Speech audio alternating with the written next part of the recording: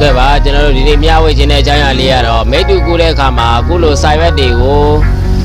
မင်းအစွန်းထင်တာလေးတွေဖြစ်တာများတယ်ပေါ့နော်ကျွန်တော်တို့စာပေဆရာကြီးတွေမဟုတ်ပေမဲ့လို့တစ်ခါတည်းမှာအခုလို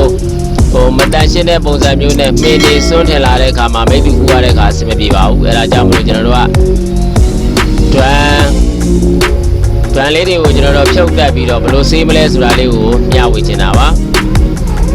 အဲ့တော့အခုကကျွန်တော်တို့ကပထမဆုံးအနေနဲ့တော့မိတ္တူကာဘာဖုံးကိုကျွန်တော်တို့ဖွင့်ချပါမယ်။ဒီမှာနက်ကလေးတွေနှလုံးလောက်ရှိပါတယ်။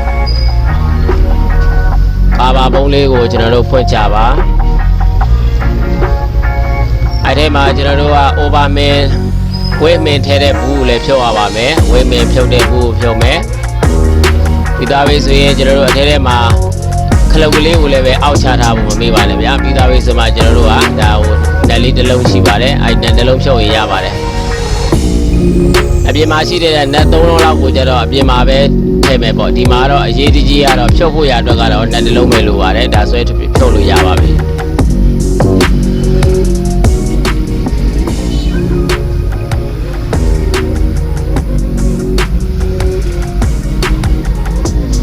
အပြင်ဘက်လေးမှာနယ်လေး3လုံးစာလောက်ရှိပါတယ်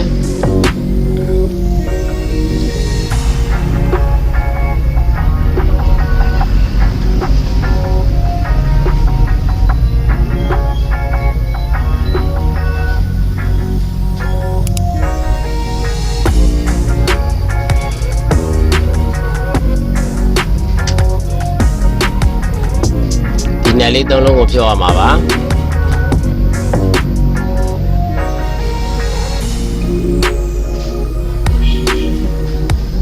ဒီသားပဲဆိုရင်အပြင်က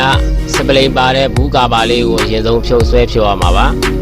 နက်ဖြုတ်ပြီးတဲ့အတွက်ကြောင့်မလို့ရပါတယ်ရဲဖြုတ်လို့ရတယ်နော်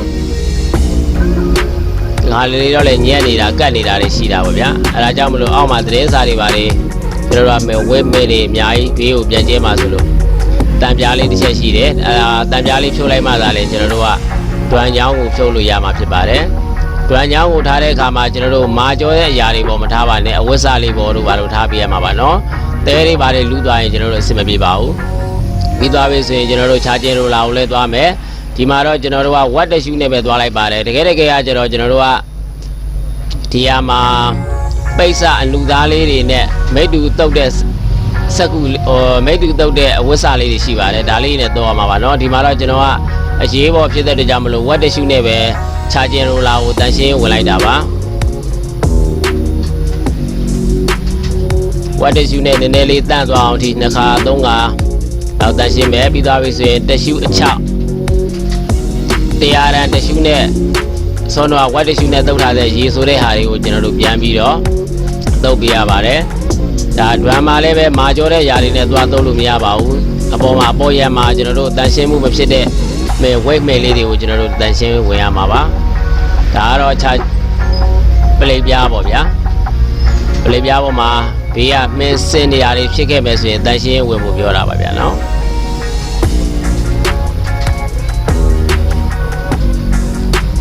ခြားကျင်ရိုလာကိုတန်ရှင်းပြီးသွားပြီဒွမ်ကိုတန်ရှင်းပြီးသွားပြီဆိုရင်ကျွန်တော်တို့ပြန်တက်ပြီးတော့သွားလိုက်အောင်ပါပဲဒါအများကြီးခက်ခဲတဲ့ຢာတော့မဟုတ်ပါဘူးပြီးရင်ကျွန်တော်တို့နက်ကလေးတွေပြန်တက်မယ်ဖြုတ်ခဲတဲ့အတိုင်းလေးတော့မှတ်ခဲ့ပေါ့ဗျာဒီမှာတော့အများကြီးလည်းမှတ်စရာတော့မရှိပါဘူးတန်ပြားလေးရှိမယ်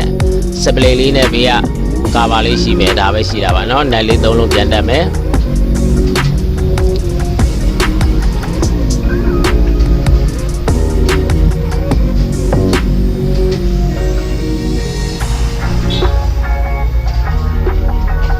နယ်လေးတွေကိုကြက်မတ်လေးနည်းနည်းလေး view site လေးတက်ပေးပါပြီးသားပြီဆိုရင်ကျွန်တော်တို့ကသွားတက်ပေးလို့ရပြီချုပ်ခဲ့တဲ့အတိုင်းပါပဲဗျာဒါတော့မခက်တော့ပါဘူးเนาะပြီးရင်ဂလန်လေးကိုလည်းပဲကျွန်တော်တို့အပေါ်တင်ဖို့မမေ့ပါနဲ့เนาะအပြင်ကကာဘာကိုလည်းကျွန်တော်တို့ဖြုတ်ထားမှာပါเนาะဒါကြီးဆွဲဖြုတ်တဲ့အခါမှာအပြင်ကာဘာမဖြုတ်လို့မရပါဘူးပြီးသွားရင်ကျွန်တော်တို့မိတ္တူစမ်းကူးလိုက်တာနဲ့ဒီဘက်မှာတန်ရှင်းတဲ့စာရွက်ပေပါလေးတွေထွက်လာတာကိုကျွန်တော်ပြထားပါတယ်